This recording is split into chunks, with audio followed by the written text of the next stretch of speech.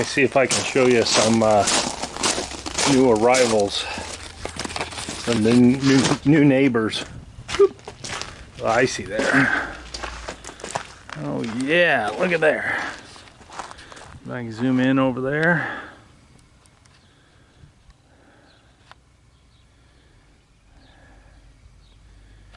Look at that little guy. My neighbor's 2 cows, and then there's another one over here too. Right there. Both his cows have had calves just in the last week or two. The one was just arrived the other day. So anyway, I have been busy converting this, there's some remnants, converting some material from a trailer that had a bent axle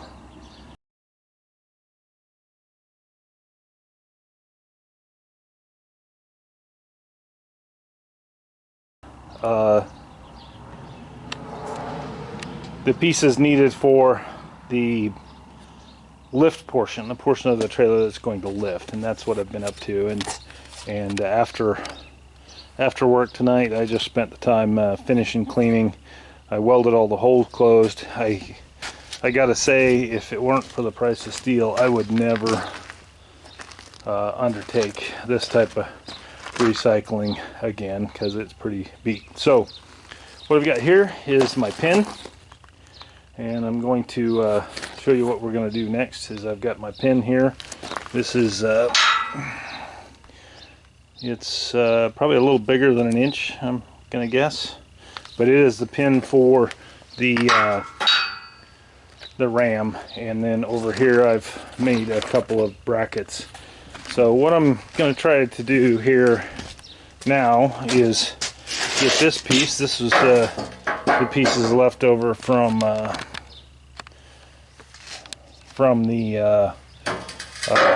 tongue pieces over here off the tongue. I cut them off the end, and it is going to be the support, the first level of support. It will get reinforced, so if you're having doubts, but it is going to be the piece that the ram pushes against to in turn lift the trailer this way. So a little bit more you can see on this. These are some of the fenders. We got plans for these. I'm going to finish weld them up, all the spots, and I'm going to weld the two together, and then I'm going to use this little axle here. It's not very heavy duty, but I'm going to use it as a log dog so I can retrieve firewood and other logs when necessary off my property for either firewood or if I'm going to have it milled. Under here, just got a last payday, bought a 3-point auger from Tractor Supply, and over there it says 4 feet deep, 12-inch diameter, but I'll definitely need that for up on the property, both for all that fencing, and of course you see all the T-posts here as well, for all that fencing, and then also in addition to that, for building our post frame construction buildings. I say buildings, one of them requires a permit because of its size, and the other one does not require a permit because of its size. So, but long story short here, it's coming along, and so I'm going to set this up on a tripod, and we're going to go ahead and cut this piece and figure out where we're going to put the ram. So I don't have a lot of daylight tonight. I'll work on this tomorrow as well. I took part of the day off so I could get some more done. For tomorrow I've taken part of the day off. So here we go. Let's get to it.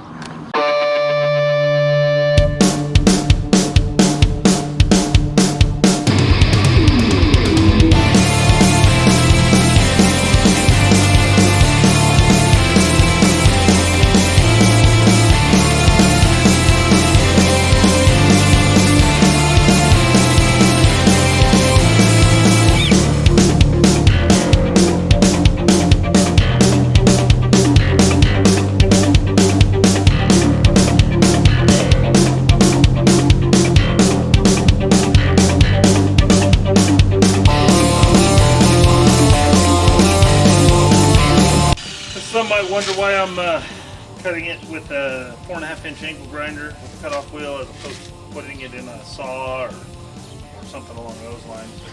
The bottom line here is this is just easier for these two cuts, and it's not that thick of a steel, so it does much better.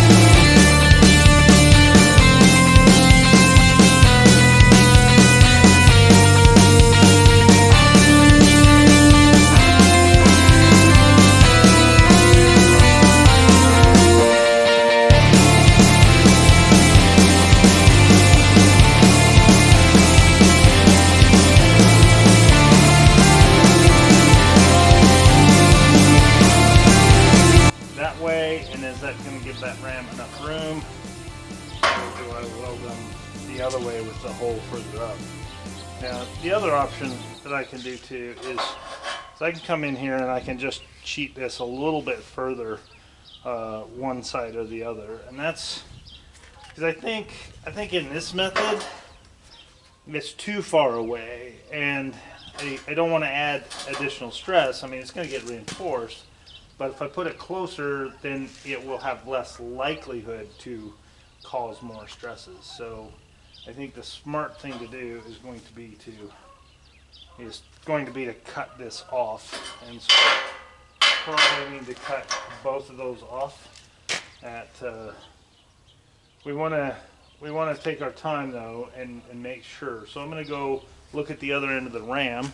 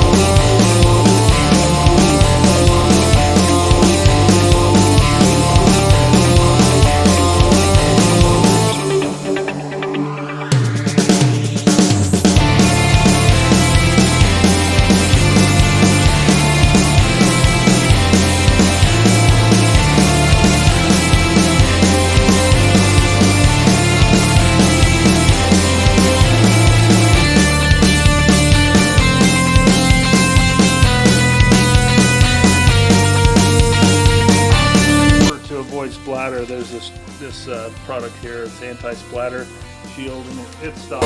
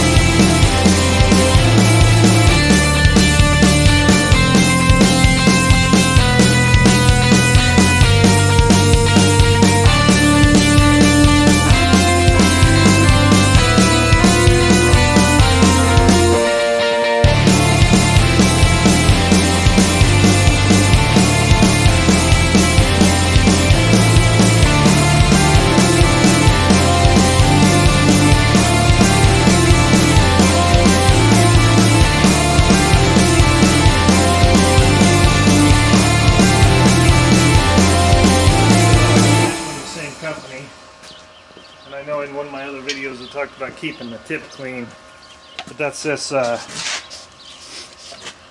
nozzle gel. It just helps splatter and it does make your consumable last longer.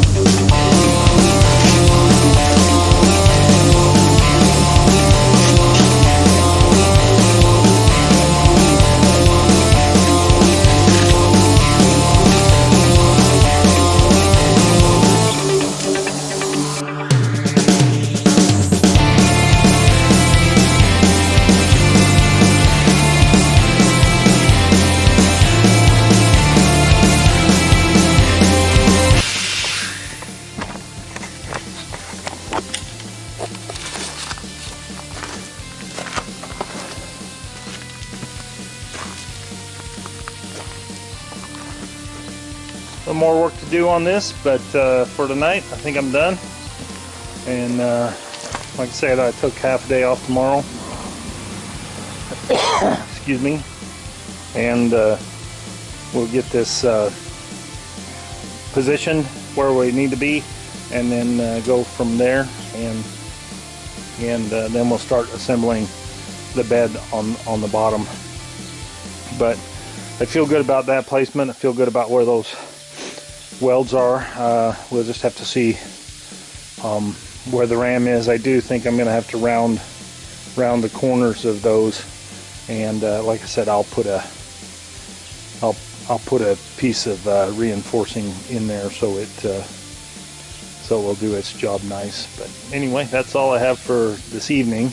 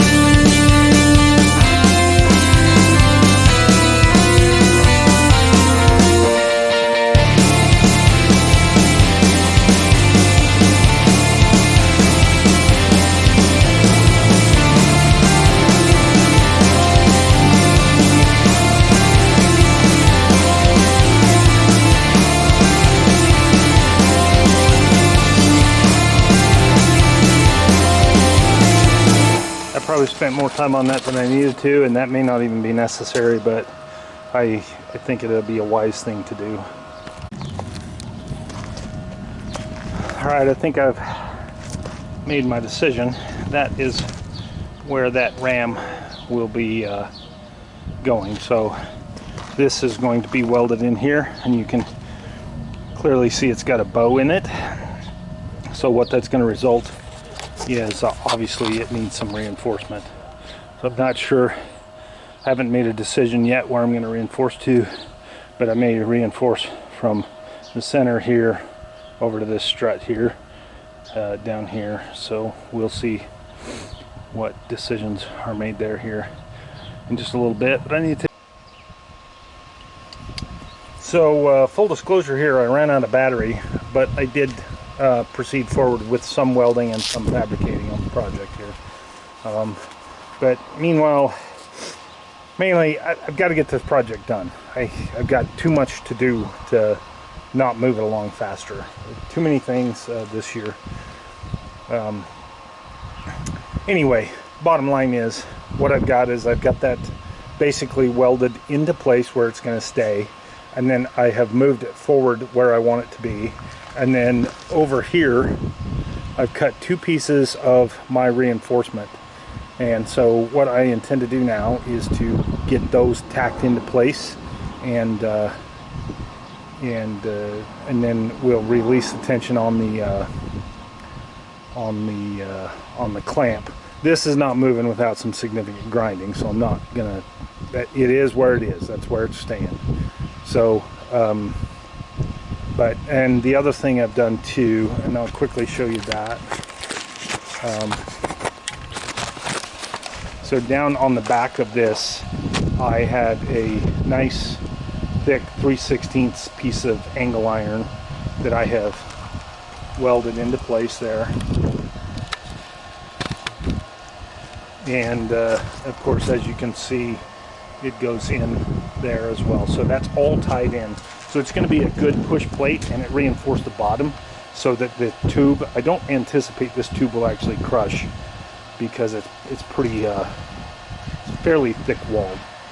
But anyway, long story short though is it's gonna get reinforced. I know a friend of mine, I sent him a short video. He said, yeah, you're probably gonna need to reinforce that. That was always in the plan, but I got to a stopping point, and I like to feel validated, so I have to share with somebody almost immediately. But because these videos do take time to produce, so I'm gonna grab my welding helmet, and we're gonna try and get these tacked in to where they're even. You'll see what my intent is and where I'm going with all of this here in just a minute. So you'll be able to tell. My intention is they're going to be at a diagonal from about right here back over into this area here. That way I can kind of re-square, or not re-square, but to shore up this corner on top of providing support for that push point right there.